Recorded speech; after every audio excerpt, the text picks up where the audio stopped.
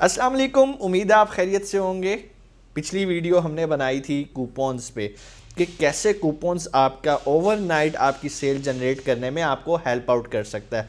आज की वीडियो एक और अहम टॉपिक पे मैं लेकर आ रहा हूँ। बहुत सारे स्टूडेंट्स परेशान होते हैं कि सर हमने लिस्ट लगा दी है, पीपीसी कैंपेन हमें रिज़ल्ट नहीं दे पा रही। उसकी सबसे बड़ी वजह जो पता चलती है वो ये होती है कि उनका एक सोशल प्रोफाइल बिल्टअप नहीं होता। सोशल प्रोफाइल क्या होता है? सोशल प्रोफाइल हम कहते हैं रिव्यूज़ को, रेटिंग्स को। आपने स्टार्स बने देखे होंगे, उन स्टार्स को हम रेटिंग्स कहते हैं।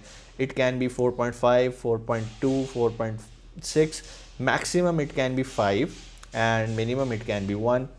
सो 5 स्टार के अंदर होती है, उसको हम रेटिंग कहते हैं। रिव्यूज़ वो होते हैं कि जो लोग आके कमेंट कर रहे हैं आपकी प्रोडक्ट पे कि ये प्रोडक्ट कैसी लगी उन्हें ख़रीदने के बाद।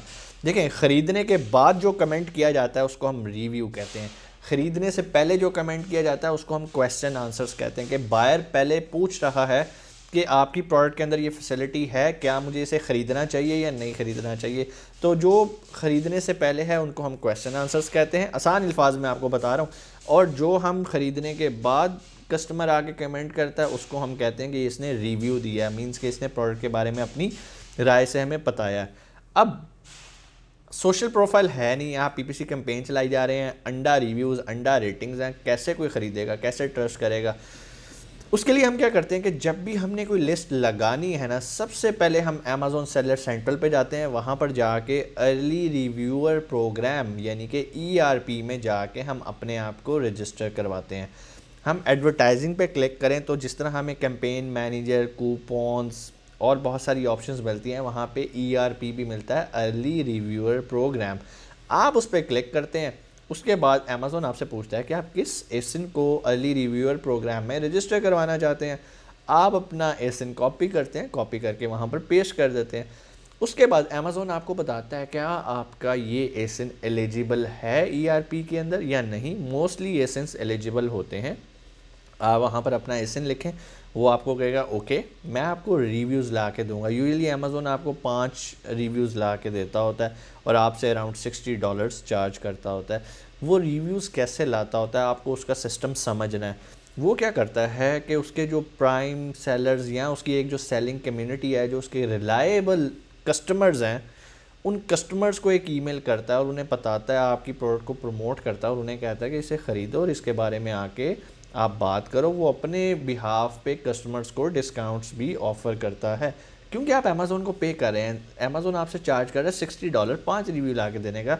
तो वो क्या करता है, वो अपने जो बायर्स हैं, रिस्पेक्टेड बायर्स होते हैं जिस पे उसे ट्रस्ट होता है कि ये एक ऑनेस्ट रिव्यू देंगे, वो उनको ऑफ़र करता है कि भाई मैं तुम्हें डिस्काउंट देता हूँ, इस प्रोडक्ट को आके ख़रीदो और इस पे आके रिव्यू करो।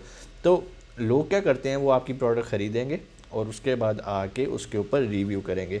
अब ये एक गैम्बल है, एक रिस्क है उन लोगों के लिए जो कि अभी नए हैं इस फील्ड के अंदर और उन्हें सोर्सिंग का भी एक्सपीरियंस नहीं है, उन्हें चीज़ की क्वालिटी क्या होती है इसके बारे में भी पता नहीं होता।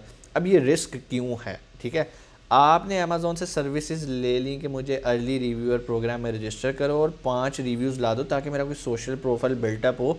मैं जब पीपीसी कैंपेन चलाऊँ तो मुझे लोग आके ये ना समझें कि बिल्कुल नया, कम से कम 5 रिव्यूज़ तो हों। अब इशू ये है कि अमेज़ॉन ने जिनको वो ऑफ़र किया ना प्रोडक्ट, वो बड़े ऑनेस्ट लोग हैं।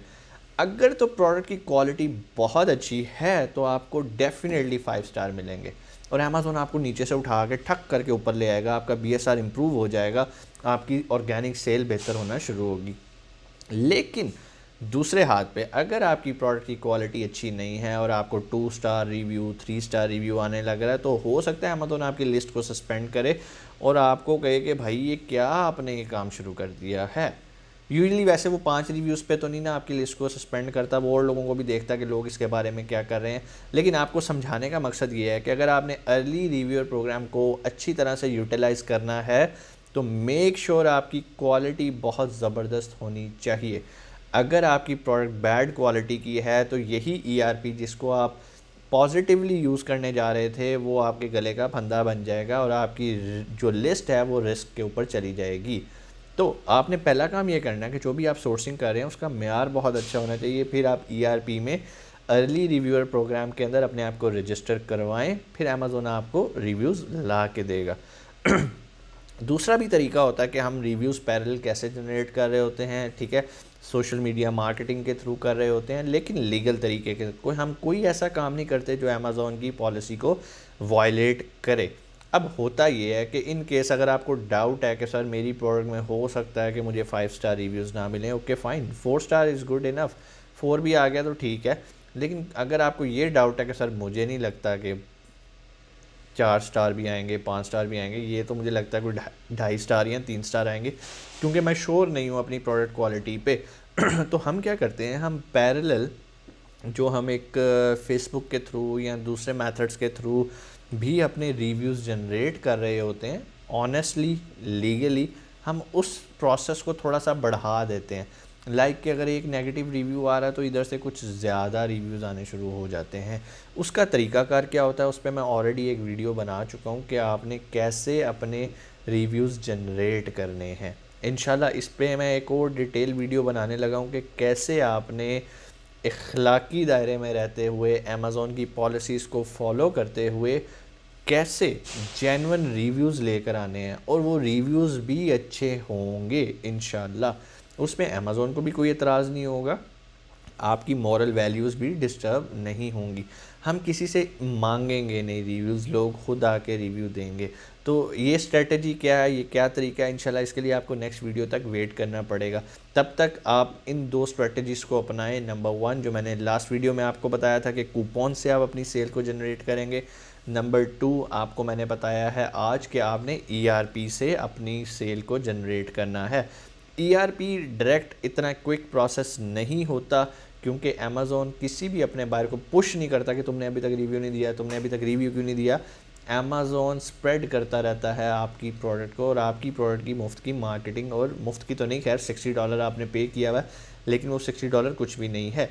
मेरे ख़्याल में हर बंदे को ERP में लाजमी रजिस्टर होना चाहिए। साथ में ERP से हमें रिव्यूज़ आ रहे हैं, साथ में हम अपने सोशल मीडिया कैंपेन्स के थ्रू भी रिव्यूज़ जनरेट कर रहे होते हैं। तो विद इन ए मंथ हमारा एक अच्छा सोशल प्रोफाइल बिल्टअप होना शुरू हो जाता है। जब अच्छा सोशल प्रोफाइल बिल्टअप होना शुरू हो जाता है तो हम क्या करते हैं, हमारी PPC हमें रिज़ल्ट देना शुरू कर देती है। हम उसको भी साथ साथ ऑप्टिमाइज़ कर रहे होते हैं, उसकी ट्यूनिंग कर रहे होते हैं साथ साथ। तो ये कोई वन वे प्रोसेस नहीं है कि आपने बस ERP कर दिया, अब आप सो जाएँ और रात को आपकी धड़ाधड़ सेल शुरू हो जाएगी। ऐसा नहीं होएगा। आपने ERP को भी प्रमोट करने के लिए साइट से भी रिव्यूज़ जनरेट करने होते हैं, लेकिन ऑनेस्ट और लीगल रिव्यूज़ जनरेट करने होते हैं। ये बात याद रखिएगा।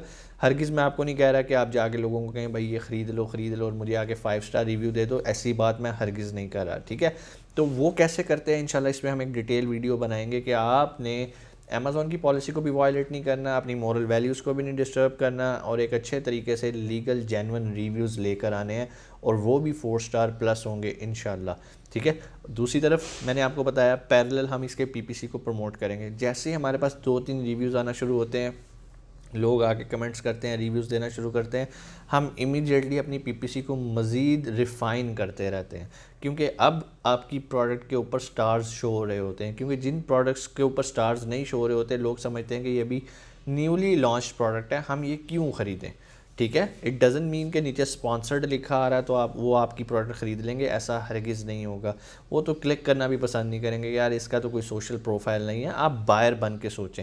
जब भी आप कोई स्ट्रेटजी अप्लाई करने लगे ना, तो सोचें कि आप बायर हैं, और जब आप अमेज़ॉन पे कुछ पंगा करने लगें तो आप ये अमेज़ॉन बन के सोचें कि अगर मैं अमेज़ॉन हूँ तो क्या मैं अपने सेलर को ये वाला पंगा करने दूँगा या नहीं करने दूँगा। तो जब आप ये 2 स्ट्रेटजीज़ अपनाएंगे कि सेल करते हुए आपने बायर बन के सोचना है कि वो क्यों ख़रीदेगा आपकी product, just give him a reason, ठीक है।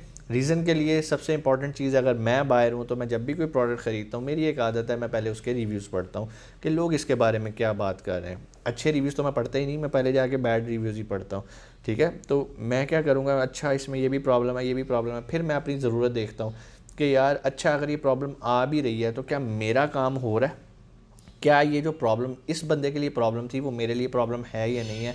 अगर नहीं होगी तो डेफ़िनेटली मैं उसे बाय करूँगा और मैं चेकआउट करके चला जाऊँगा। तो आपने बायर बन के सोचना है। सबसे बड़ी इंपॉर्टेंट चीज़ मैं ये भी देखता हूँ कि यार इस बंदे को कितना अरसा हो गया है चीज़ को सेल करते हुए।